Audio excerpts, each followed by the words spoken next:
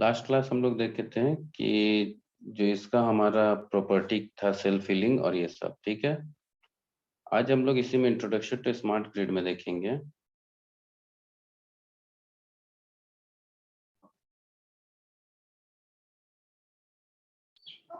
Sir वहाँ PDF में sir एक अनक्लियर पावर प्लांट हो गया है सर। अनक्लियर पावर अनक्लियर दिख प्लांट हो रहा गया है। सर फिगर में। ठीक ठीक ठीक, कोई बात नहीं। उसको न्यूक्लियर है ना, तो पता है ना वो क्या है। जी सर, न्यूक्लियर पावर प्लांट। हाँ, तो न्यूक्लियर पढ़ना है उसमें। अब थोड़ा सा यहाँ पे अगर हम हाथ से लिख रहे हैं तो उतना क्लियर नहीं हो रहा है, तो उसको थोड़ा सा क्लियर कर लेना होगा, है ना। Okay sir. हम्म। जी सर। गलत नहीं पढ़ना, गलत नहीं पढ़ना है उसको। और एक सर व्हीकल्स था, वो सर कैसा व्हीकल है? इलेक्ट्रॉनिक व्हीकल, इलेक्ट्रिकल व्हीकल है ना। उसका काम, उसका काम इलेक्ट्रिक सर। व्हीकल का क्या काम है? पोल्यूशन फ्री करने के लिए हम लोग इलेक्ट्रिक व्हीकल पे जा रहे हैं, तो कहीं ना कहीं वो भी तो एक लोड हमारे पे बढ़ रहा है। वहाँ सर इलेक्ट्रिक कुछ व्हीकल नाम चार्ज करोगे तो इकोलॉजिकल व्हीकल है सर। इकोलॉजिकल व्हीकल है सर। इकोलॉजिकल, इकोलॉजिकल व्हीकल में क्या होगा? कौन सा व्हीकल इको फ्रेंडली है?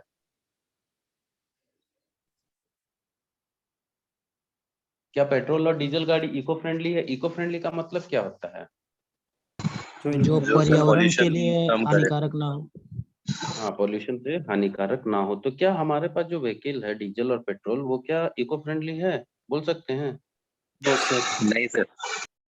तो इको फ्रेंडली कौन सा अभी हमारे पास है? Electric vehicle sir. Electric vehicle है। तो अगर हम इलेक्ट्रिक व्हीकल को डालेंगे, कनेक्ट करेंगे, क्या बोलते हैं, पावर चार्ज के लिए, तो उस समय क्या होगा? वो भी तो एक हमारे लिए लोड बढ़ेगा पावर प्लांट पे। जी तो सर। अगर पावर प्लांट पे वो लोड बढ़ेगा तो उसको भी तो हम सप्लाई देना है, तो वो भी हमारा इफिशिएंट चार्जिंग का उसके भी प्रॉपर जगह होना चाहिए। तो हमारे स्मार्ट ग्रिड से तो वो भी तो, जो इकोलॉजिकल व्हीकल है वो भी तो कनेक्ट होगा। ठीक, ये हो गया। ट्रेन हमारा क्या है? Electric train.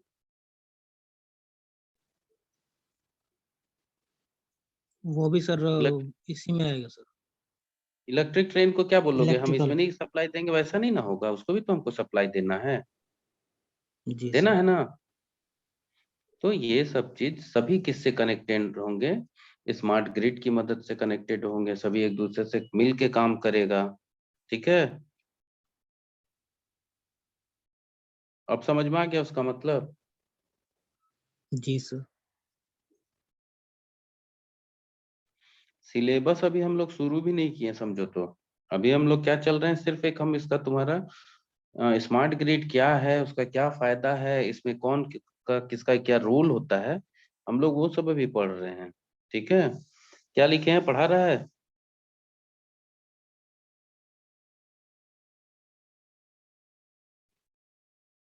Things which are required for effective implementation of smart grid. तो क्या क्या चीज हमारा यहाँ पे जो ऐसा है चीज जिसकी मदद से स्मार्ट ग्रिड का इफेक्टिव इम्प्लीमेंटेशन हो सकता है। तो सबसे पहला हमारा क्या होगा, बोलो। बिना कम्युनिकेशन के तुम कुछ कर सकते हो?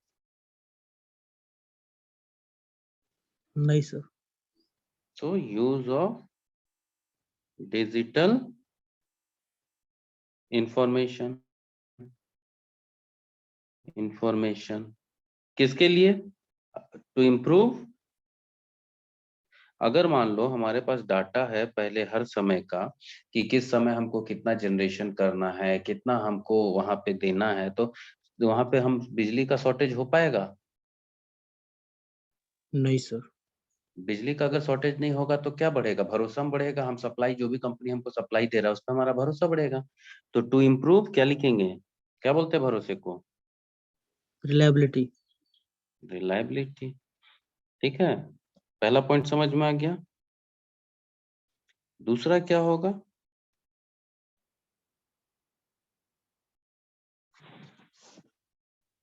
Optimisation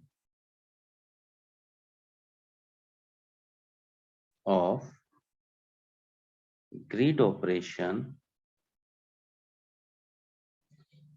with full security. क्या मतलब हो गया optimisation of grid operation with full security? मतलब जो हम ग्रिड का काम करेंगे, जिससे हम सप्लाई करेंगे, तो उसमें हर एक पावर प्लांट को हम बेहतर ढंग से यूज कर सकेंगे। जो हमारा जनरेशन होना है, हम उसको अपने मतलब जब कितना लोड है, कितना क्या है, हम उस हिसाब से उसको जनरेट करेंगे, उस हिसाब से डिस्ट्रीब्यूट करेंगे, तो कोई भी हमारा चैनल ओवरलोडेड नहीं होगा। तो इससे क्या होगा, सिस्टम का सिक्योरिटी बढ़ेगा। सिक्योरिटी बढ़ने कहने का मतलब है कि हमारा वहां पे फॉल्ट नहीं आएगा। फॉल्ट नहीं आएगा तो जो सर्विस हमको मिल रहा है, अनइंटरप्टेड सर्विस मिलेगा, तो उसी को कहा जा रहा है फुल सिक्योरिटी। ठीक है, ठीक है। जी सर। इसके बाद हमारा क्या आता है, categorisation of distributed resources. Distributed resources का मतलब क्या है?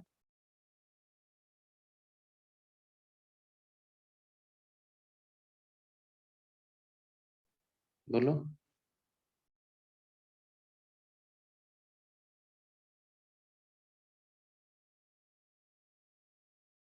कैटेगराइजेशन डिस्ट्रीब्यूटेड रिसोर्सेज, ठीक है। अच्छा, hydro power plant, solar power plant, wind power plant, सभी को क्या हम एक ही जगह इंस्टॉल कर सकते हैं? नहीं सर, क्यों नहीं कर सकते हैं? क्योंकि सर सबके लिए अलग अलग रिक्वायरमेंट होता है सर, अलग अलग साइट सबके लिए सिलेक्शन अलग अलग होता है। रिक्वायरमेंट है। तो अब क्या है कि सभी हमारा जैसे हिली एरिया चाहिए डिस्ट्रिक्ट के लिए, क्या बोलते हैं, हाइड्रो के लिए, फिर हमारा विंड के लिए अलग चाहिए, सोलर के लिए हम लोग सोलर तो खैर जहाँ सोलर अवेलेबल है वहाँ इंस्टॉल कर सकते हैं। थर्मल के लिए भी हमारा कोल माइंस के पास होना चाहिए, ये क्राइटेरिया है। बाकी नहीं तो हम ट्रांसपोर्ट तो करते ही, कॉस्टिंग बढ़ेगा, वो अलग चीज है। तो क्या है कि जितना भी हमारा डिस्ट्रीब्यूटेड रिसोर्सेज है, मतलब जो बटा हुआ रिसोर्सेज है, सभी को हम यहाँ पे यूज कर सकते हैं। हाइड्रो, कोल, न्यूक्लियर, सबका अलग अलग रिसोर्सेज का जगह है, तो सबको हम मतलब सही ढंग से यूज कर सकते हैं। साथ में किसको यूज कर सकते हैं, तो रिन्यूएबल एनर्जी। रिन्यूएबल एनर्जी का मतलब इसे बार बार यूज कर सकते हैं सर। रिन्यूएबल एनर्जी में कौन कौन सा आएगा?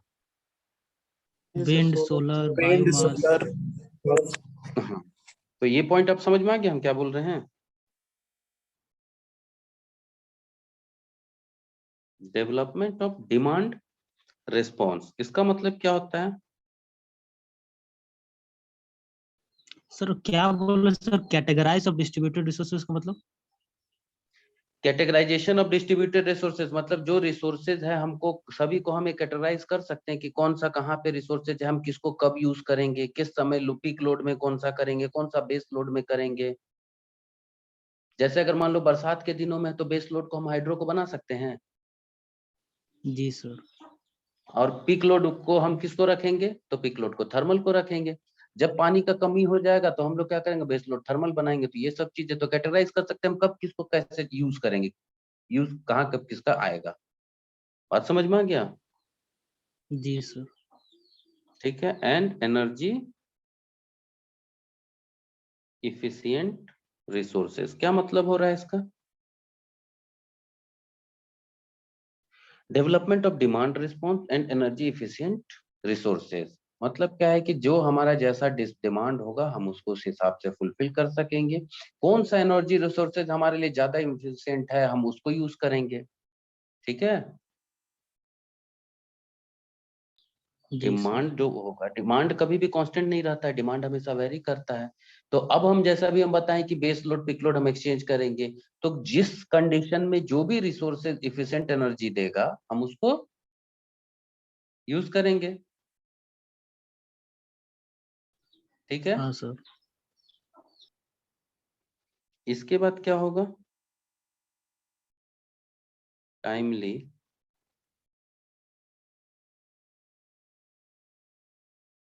Timely information and control to customer.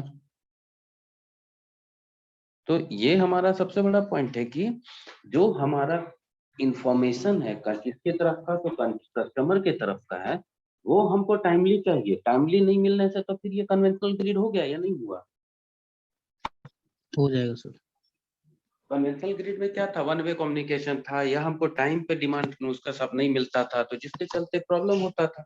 लेकिन यहाँ पे क्या है कि हमको एकदम रियल टाइम डेटा चाहिए कि अभी हमारा 2 बजे है, 10:18 है, तो 20 मिनट का लोड क्या है हमको पता होना चाहिए। ठीक है। जी सर। अब एक चीज मेरा सवाल है कि अगर हम पूछेंगे इतना हम लोग पढ़ने के बाद कि चलो हमारा जो ये है क्या बोलते हैं स्मार्ट ग्रिड है, एक क्वेश्चन हो सकता है यहाँ पे, what does a smart grid do, पढ़ा जा रहा है? जी सर। हाँ, तो what does a smart grid do, क्या बोलोगे इसमें, क्या लिख सकते हैं? अभी जितना हम लोग पढ़े कुछ भी आंसर इसमें कर पाओगे? It's a two way communication है सर। ठीक है, और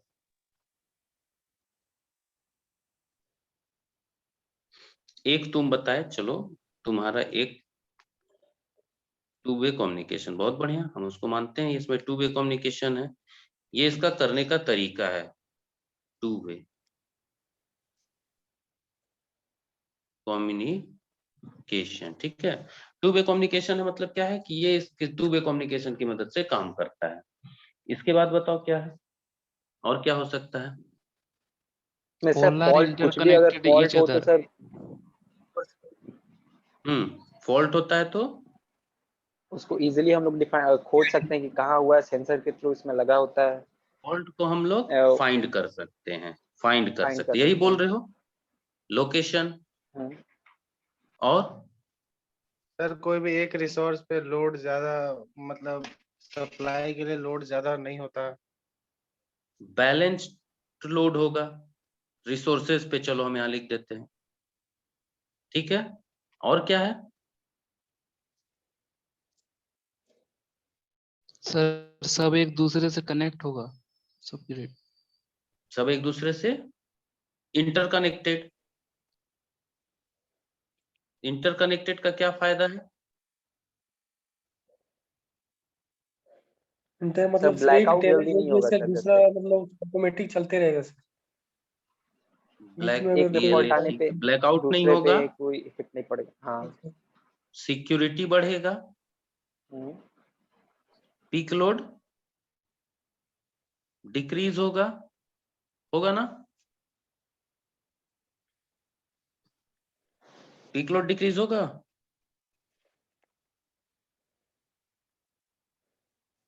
चलो बहुत बढ़िया, इतना जो पॉइंट अगर हम लोग बोले हैं तो इसमें हमको कहीं कुछ पढ़ना पड़ा एक्स्ट्रा? जितना हम लोग अगर क्लास में ध्यान दिए उससे ये जो हम लोग इतना पॉइंट पढ़े हो तो इससे एक अच्छा खासा आंसर हो जाएगा इसका। Yes sir. कॉन्फिडेंस आ रहा है? हाँ सर, मजा आ रहा है पढ़ने में। मजा आ रहा है। चलो तो हम इसको और बेहतर ढंग से बता देते हैं, 2-4 पॉइंट। तो ध्यान दो, पहला मेरे हिसाब से पॉइंट आना चाहिए, हम लोग इसको ऐसा लिखेंगे, अब हम ऐसा नहीं ना लिख सकते two way communication, fault find, location होगा, बैलेंस लोड होगा, नहीं, हम लोग को अब लिखना 6M है, टेक्निकल स्टूडेंट है, तो हम लोग अब उस हिसाब से लिखेंगे। ठीक है, सबसे पहला हम पॉइंट बोलेंगे more efficient transmission of electricity, मतलब क्या हुआ बताओ?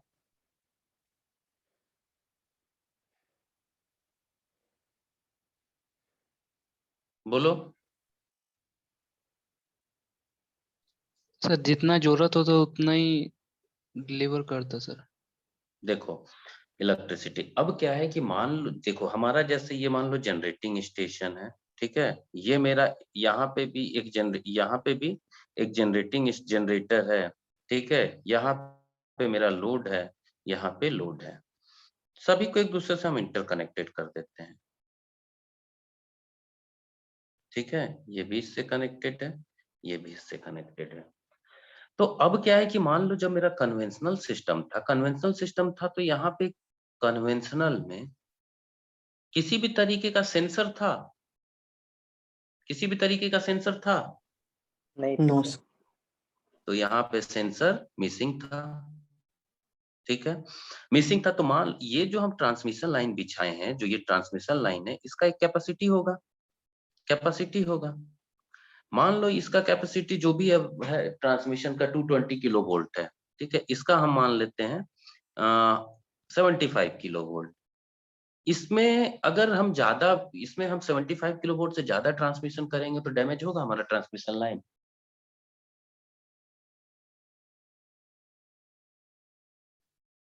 किसी चीज को भी, ट्रांसमिशन लाइन को रेटेड वैल्यू से ज्यादा ट्रांसमिट करोगे तो उसमें फॉल्ट आने का चांस रहेगा, नहीं रहेगा? रहेगा सर। लेकिन जब अगर हम इसमें सेंसर लगा देंगे तो जैसे ओवरलोडेड होगा, सेंसर तुरंत हमारे कंट्रोल रूम में बोलेगा कि अब हमारा जो ट्रांसमिशन लाइन है ओवरलोडेड है। हम लोग क्या करेंगे कि बाकी जो चैनल, मान लो इसमें इस लोड को 75 किलोवाट वोल्ट चाहिए, ठीक है, यहाँ 75 किलोवाट चाहिए, यहाँ से हम 75 कर रहे हैं, इसको अब हम डिस्ट्रीब्यूट भी तो कर सकते थे। मेरा दूसरा चैनल ये है, इधर से भी हम ला सकते हैं, इस जनरेटिंग स्टेशन के थ्रू भी ला सकते हैं, या यहाँ लाके डायरेक्ट इससे भी कुछ सप्लाई दे सकते हैं, होता है ना।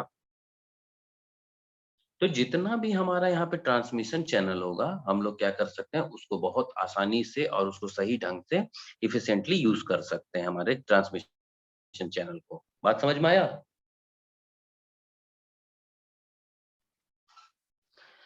दूसरा खरीदने का होता है, मान लो ये 0.10 पैसे में कर रहा है और ये 0.15 पैसे में तुम्हारा जनरेट कर रहा है। किससे खरीदना चाहोगे बिजली?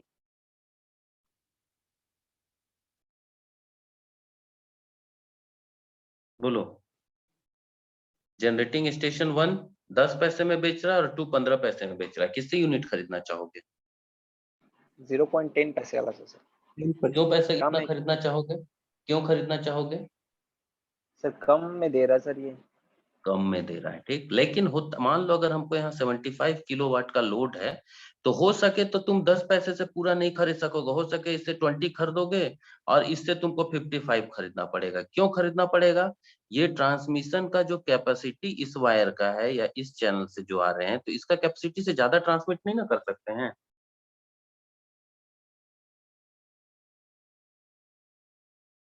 बात समझ में आया हम क्या बोले?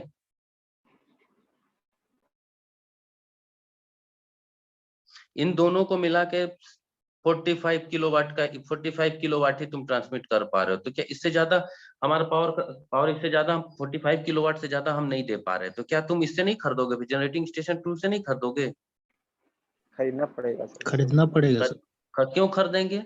क्योंकि हमको सप्लाई पूरा चाहिए। तो अभी जब हम पैसे में बोल रहे हैं तो ये समझ में आ जा रहा है, लेकिन जब हम बोल रहे हैं कि जनरेटिंग बाकी को हम यूज करेंगे ट्रांसमिशन लाइन का कैपेसिटी के अनुसार, तब क्या दिक्कत हो रहा था? इसके पहले हम बोले ना कि जनरेटिंग स्टेशन 2 का कैपेसिटी जितना है, इस ट्रांसमिशन वायर का जितना कैपेसिटी हम उससे ज्यादा नहीं कर सकते हैं। तो पैसे में बताएं तो क्लियर हो गया?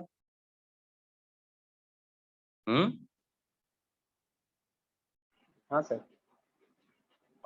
तो बाकी उसमें भी थोड़ा सा जो ध्यान दो जो बता रहे, ठीक है। पैसे से हो मतलब समझ में आ जाता है, तो अब इसी चीज से हम लोग को लगता है रिलेट करना होगा सबको, है ना।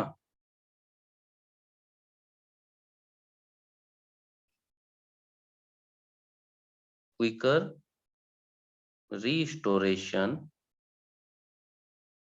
ऑफ इलेक्ट्रिसिटी, क्या मतलब है इसका? आफ्टर पावर डिस्टरबेंस, क्या मतलब है इसका? मतलब सर सेंसर लगा रहता है ना सर, डैमेज होने से पहले हमको पता कोई चल भी जाता है, तो डिस्टरबेंस होने से सर डैमेज से उसका पहले सॉल्यूशन उसको बना लेते हैं सर। देखो, कोई भी सेंसर लगा है, डैमेज होने के पहले तुमको नहीं बताएगा। हम क्या बोले थे, इलेक्ट्रिसिटी में फॉल्ट आएगा, उसको हम नहीं रोक सकते हैं। एक सिस्टम को उतना ज्यादा, उसको सिस्टम को हेल्दी बोलते हैं जितना जल्दी हम उससे फॉल्ट को रिकवर कर लें, मतलब फॉल्ट को हटा सकें। तो अगर फॉल्ट आता है, आना है, तो फॉल्ट जहां जिस लाइन में आना आएगा, उस फॉल्ट को हम लोग क्या कर सकते हैं, तुरंत हम हेल्दी पार्ट से उसको हटा सकते हैं। किसकी मदद से? तो हमारा जो वहाँ सॉफ्टवेयर रिले सेंसर लगा उसकी मदद से फॉल्टी पार्ट को हम हेल्दी पार्ट से हटा सकते हैं, और जहां सर्विस है दूसरे वे से अगर चैनल अवेलेबल है तो हम उससे सर्विस को रिज्यूम कर सकते हैं। और जब एक बार हमारा फॉल्टी पार्ट हट गया है तो हम लोग क्या करते हैं, उसी सिस्टम को, उसी चैनल को या वहीं पे जाके हम उसको फॉल्ट को क्लियर करते हैं और सर्विस को रिज्यूम करते हैं। सीधा सा एग्जांपल है, घर में हम लोग का एमसीबी में बहुत सारा एमसीबी लगा होता है, देखे हो? जी सर। यस सर, लगा होता घर है। में देखे ना जी सर। एमसीबी लगा हाँ होता सर। है। Yes sir. फॉल्ट आता है तो सिर्फ इंडिविजुअल एमसीबी गिरता है, ठीक है। हम लोग उसके बाद क्या करते हैं, वो एमसीबी हम देखते हैं कहाँ कहाँ सर्किट है, तो उसी सर्किट को रिपेयर करते हैं, ना कि हम पूरे बाकी घर के पूरे लाइन को काटते हैं। वैसा करते हैं क्या? नहीं सर, इंडिविजुअल जो होता है मान वैसे। लो मेरे घर में 4 रूम है, एक रूम का बल्ब मेरा फ्यूज हो गया है हमको, या उसके वायरिंग शॉर्ट कर गया, तो क्या पूरे घर का आजकल हम लोग लाइट काटते हैं? जो एमसीबी मेरा गिरा है, ट्रिप किया है, बस हम उस एमसीबी से बाकी लाइट कटा हुआ है, बाकी काम करेंगे और फिर से सर्विस को रिस्टोर कर देंगे, यही ना करते हैं? या पूरे घर का काट के काम होता है आजकल?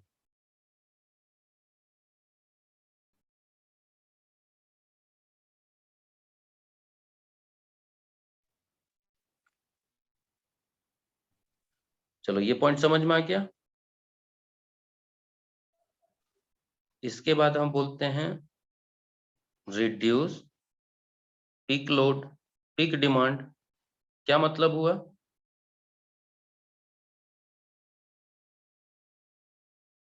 बोलो।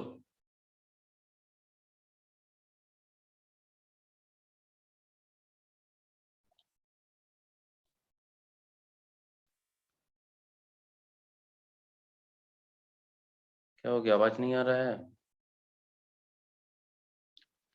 हम क्या बोले थे, जब हमारा पीक डिमांड होता है, पीक डिमांड होता है तो उस समय प्राइस, कोई भी चीज का डिमांड ज्यादा होता है तो प्राइस बढ़ जाता है, डिमांड घटता है प्राइस घट जाता है। सिंपल से ही रूल है ना।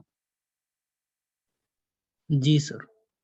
सप्लाई बढ़ता है किसी भी चीज का, प्राइस कम हो जाता है, सप्लाई घटता है किसी भी चीज का, प्राइस बढ़ जाता है। बेसिक रूल है। जी सर, तो क्राइसिस होने अगर पर हमारा मतलब जब बढ़ जाता है। क्राइसिस पे भी बढ़ जाता है, डिमांड बढ़ता है तो भी बढ़ जाता है, ठीक है। क्राइसिस होगा तो डिमांड बढ़ जाएगा। तो अब है क्या कि जब पीक लोड है, पीक लोड मतलब डिमांड ज्यादा, रात के समय डिमांड कम, तो जब दोपहर या जब हमारा पीक लोड है उस समय डिमांड बढ़ जाएगा, तो ऑटोमेटिक रेट भी बढ़ जाएगा। क्यों? क्योंकि बाकी हमारा इनपुट भी वहां बढ़ रहा है। लेकिन क्या है कि रात को जैसे एक होता है, मान लो जो हमारा थर्मल पावर स्टेशन, तो बॉयलर को हम लोग कभी शट डाउन नहीं करते हैं, ये पता है ना।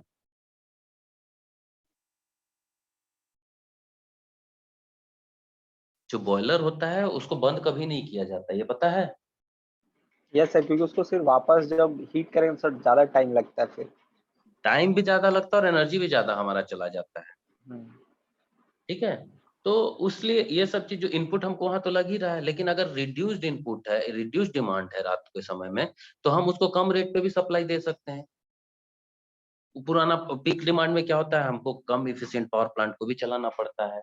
इन सब चीजों को देखते हुए, या ट्रांसमिशन के लिए हमको दूसरा चैनल भी यूज करना है, तो इन सब चीजों को देखते हुए पीक डिमांड जब होता है तो हमारा क्या होता है, रेट ज्यादा होता है, ठीक है। इसके बाद एक और वर्ड हम लोग पढ़े हैं, ये वर्ड जो एकदम याद रखे, हम वो चीज पहले यूज कर रहे हैं ना, इम्प्रूव सिक्योरिटी। सिक्योर, इसका मतलब क्या हो गया, इम्प्रूव सिक्योरिटी।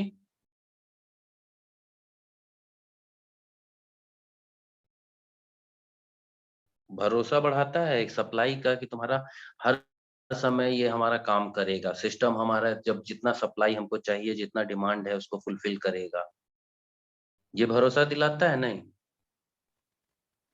जी सर। इन सब चीजों को देखते हुए हम एक लाइन ये बोल सकते हैं, reduce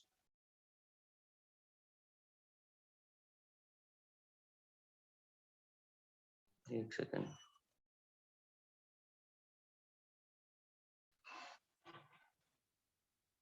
operations and management costs for utility। हो सकता है।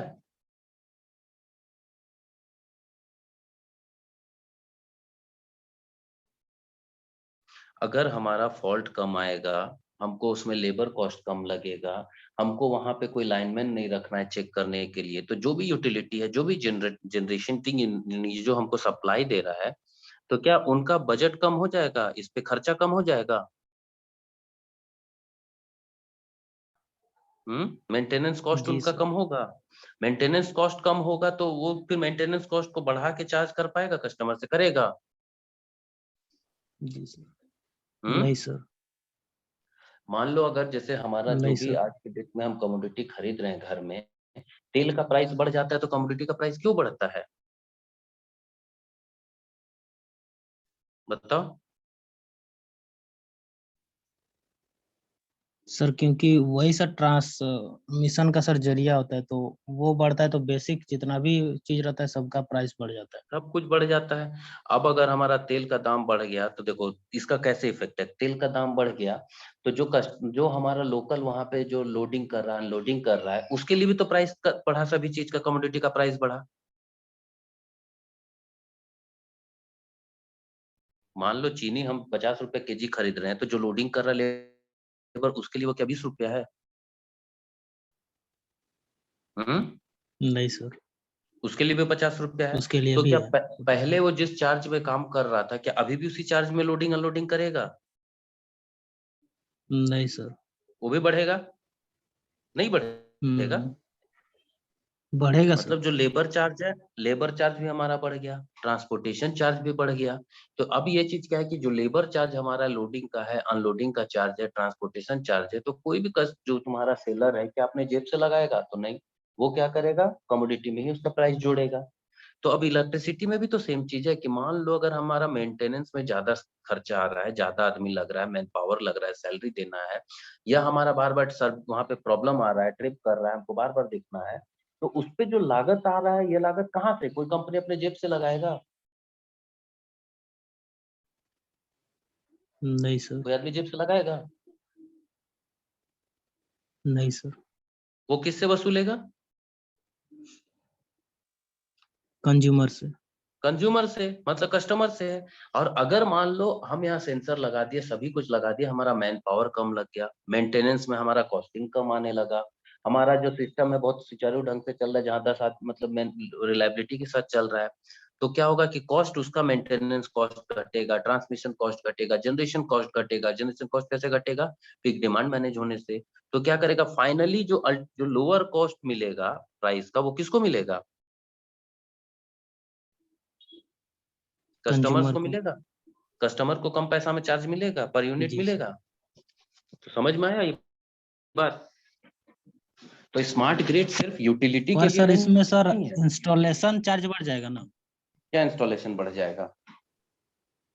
जैसे इतना सारा टेक्नोलॉजी का यूज कर रहे हैं तो सर वन इसमें टाइम इंस्टॉलेशन। चार्ज है, वन टाइम चार्ज है। अच्छा एक चीज हमको बता, एक टाइम इंस्टॉलेशन चार्ज बढ़ गया वो अच्छा है, या हर महीने तुम्हारे पास एक्स्ट्रा चार्ज आए, कौन ज्यादा बड़ा अमाउंट बनेगा? सर जो ओवरऑल जो सबसे बेस्ट हो सर, कम प्राइस में वही होगा बेस्ट।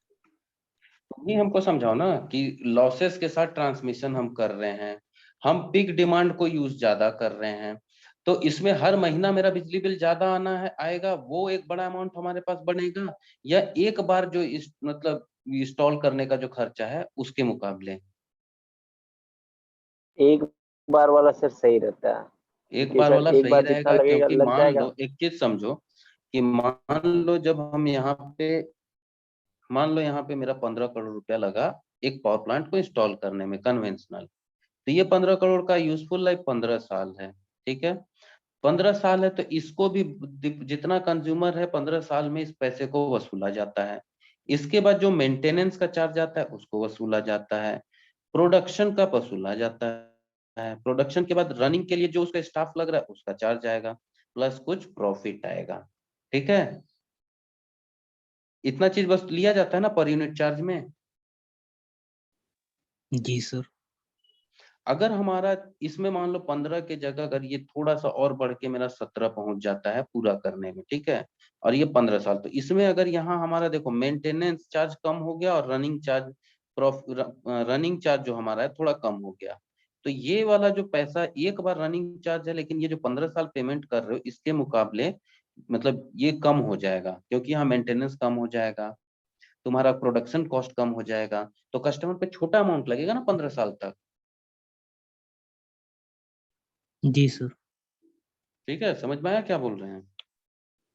जी सर। तो स्मार्ट ग्रिड हम लोग को ये सब मतलब कस्ट लोअर कॉस्ट में प्रोवाइड करता है।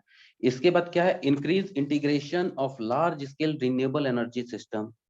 जो स्मार्ट ग्रिड लाया गया था तो किसके लिए लाया गया था, तो इसमें मेन हमारा टारगेट क्या है कि जो रिन्यूएबल एनर्जी सोर्सेज है हम लोग उसको ज्यादा यूज करें। इंक्रीज्ड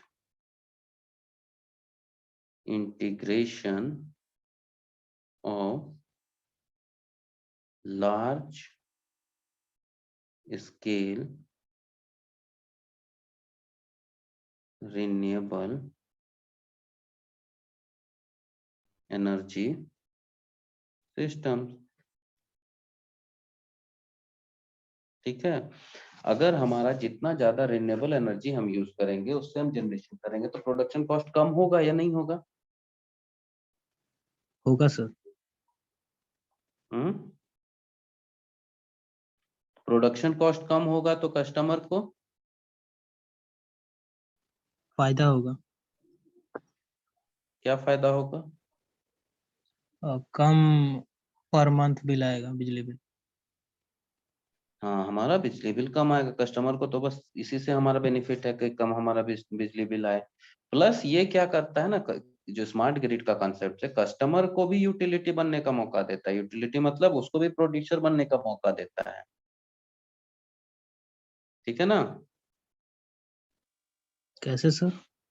कैसे सर? अगर हम क्या बताएं, देख मान लो मेरे घर में आज हम सोलर पैनल बैठा लिए, हम मेरे घर का 4 मेगावाट 4 किलोवाट लोड है और हम 15 किलोवाट जनरेट कर रहे हैं, तो क्या 11 किलोवाट जो जनरेशन हो रहा है हम उसको बर्बाद करेंगे?